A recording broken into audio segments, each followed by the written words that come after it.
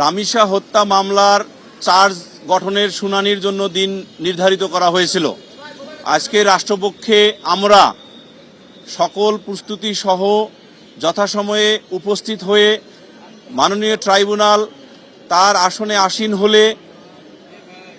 রাষ্ট্রপক্ষে উপস্থিত দুইজন আসামির বিরুদ্ধে এই মামলায় সংগঠিত অপরাধের বর্ণনা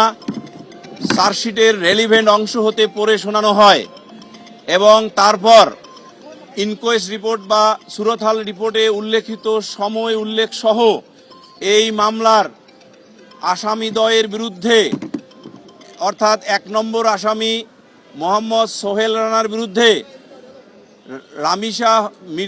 রামিসা আক্তারকে তাদের ফ্ল্যাটে আসামিদ্বয়ের বসবাস করা ফ্ল্যাটে নিয়ে গিয়ে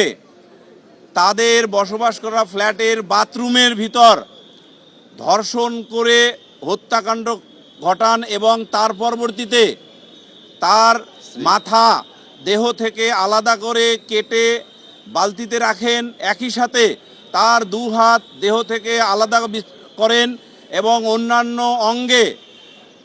ছোরা দিয়ে ক্ষত বিক্ষত করে বিভিন্ন আলামত পানি দিয়ে ধৌত করে নষ্ট করেন। ফলে মাননীয় ট্রাইব্যুনাল ১ নম্বর আসামির বিরুদ্ধে নারী ও শিশু নির্যাতন দমন আইনের ৯-২ ধারায় চার্জ গঠন করেছেন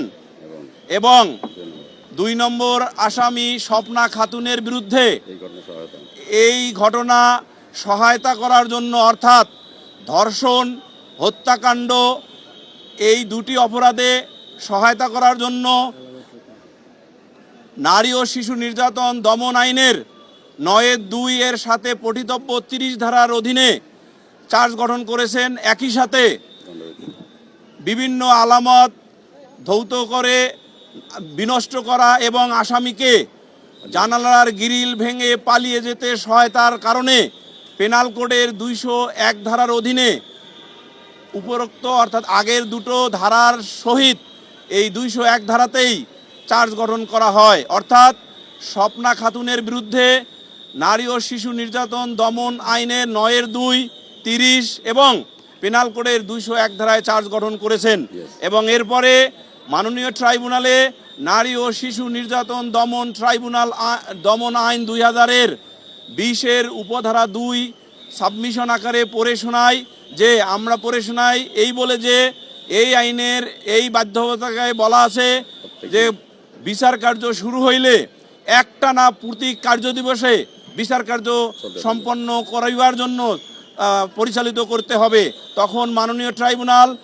এই সাবমিশনে সন্তুষ্ট হয়ে আগামীকাল রাষ্ট্রপক্ষে সাক্ষী উপস্থাপনের জন্য নির্দেশ দিয়েছেন সংশ্লিষ্ট কর্তৃপক্ষকে এবং একই সাথে আগামীকাল থেকে এই মামলার সাক্ষ্য গ্রহণ প্রক্রিয়া একটানা চলিতে থাকিবে। ধন্যবাদ সকলকে। ধন্যবাদ।